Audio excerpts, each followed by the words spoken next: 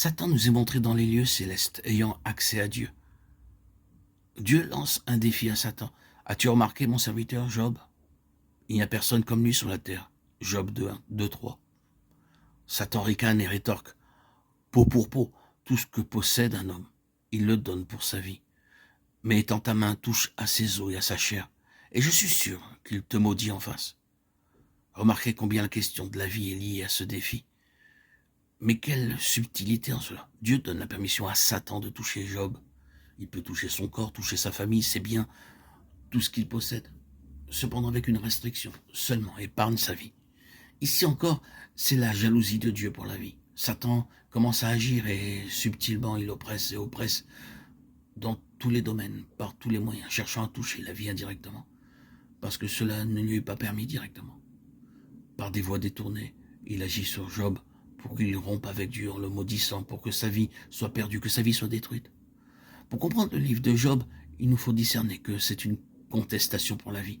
Il était dit que c'est une contestation à propos de la foi, mais cela est un facteur relatif. L'enjeu réel est celui de la vie. Nous verrons l'élément de la foi plus tard, mais ici, ce qui est montré, c'est la jalousie de Dieu pour la vie. Job est plongé dans de grandes détresses. Mais le maillon de la vie n'est jamais rompu et le résultat est une vie triomphante. Nous éveillons plénitude et victoire. À la fin, tout nous parle de vie. Nous sommes parfois tout près de nous effondrer sous la pression, les peines, les tensions et les épreuves. Lorsque l'ennemi nous oppresse pour étouffer notre vie spirituelle, par notre corps, par notre pensée, par les circonstances, nous sommes projetés souvent bien bas, comme Job.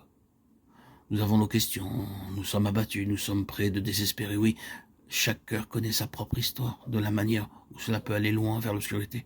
Même lorsqu'il s'agit de Dieu, de sa sagesse, de son amour, de sa fidélité.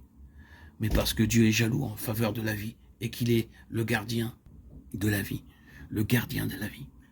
Et nous ne parlons pas ici de la vie naturelle et physique. Le résultat est toujours un élargissement par rapport à ce que nous avions auparavant. Nous émergeons toujours avec un accroissement.